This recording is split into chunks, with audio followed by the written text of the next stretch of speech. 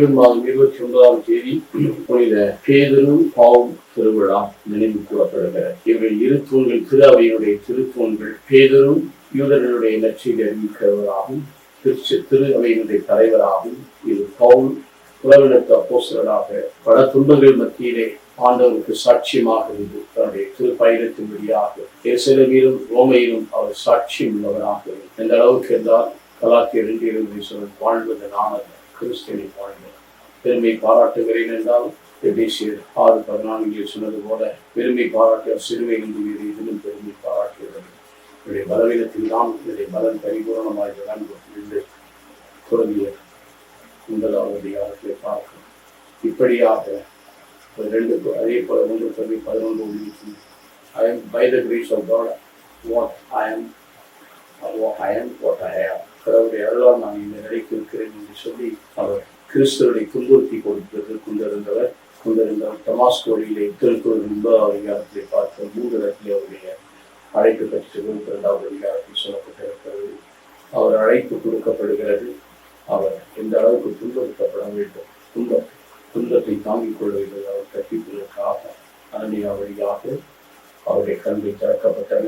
அவர் நாமிலிருந்து ஆண்டவருக்கு சாட்சியாக அவருடைய இறுதி மூச்சு வரை அவருடைய 13 கடிதங்களும் உண்மையிலே பெரிய ஆசீர்வாதத்தை ஆவிக்குரிய கொண்டு வந்திருப்பதை நாம் பார்க்கிறோம். அதில் ஒன்றே ஒன்று 2 Timothy 4வது அதிகாரம் 6-7 வசனங்கள். நான் இப்பொழுது என்னை பலியாக படைக்கிறேன், நான் திரும்பி செல்ல வேண்டிய நேரம் வந்துவிட்டது.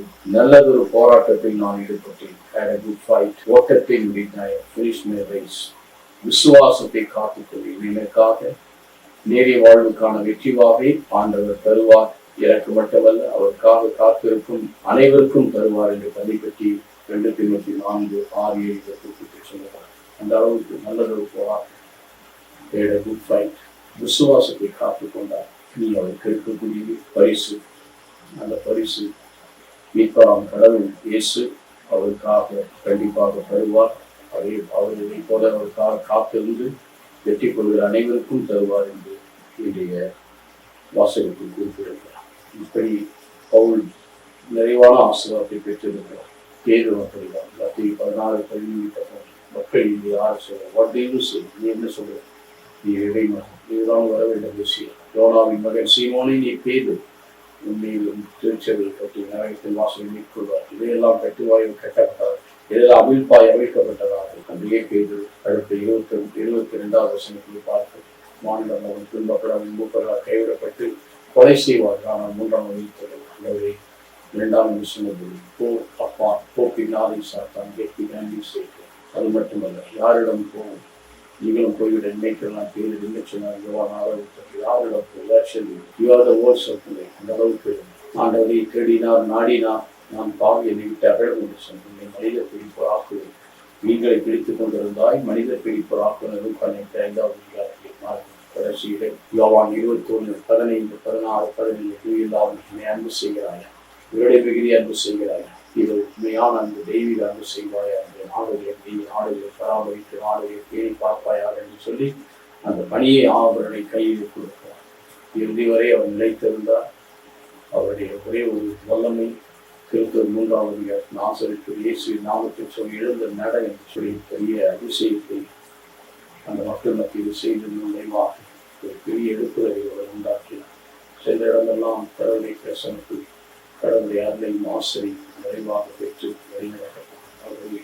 இந்த திருத்தூர் மார்க் 3 தாம் மறைவியது தாம் விரும்பியவரை அழைத்தார். தம்மோடு இருக்கவும் தெய்வங்களை ஊக்கம் லட்சியை தெரிவிக்கவும் நோய்களை குணமாக்க அனுப்பப்பட்டவர்கள் இது அப்படி அல்ல.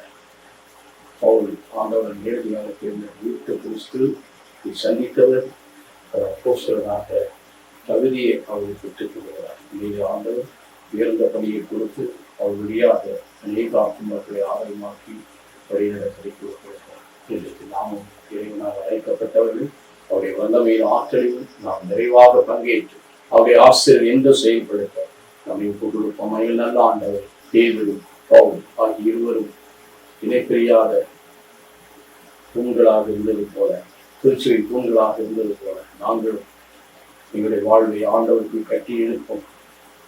அவருடைய முன்மாதிரியை போல imitate me as I am of Christ.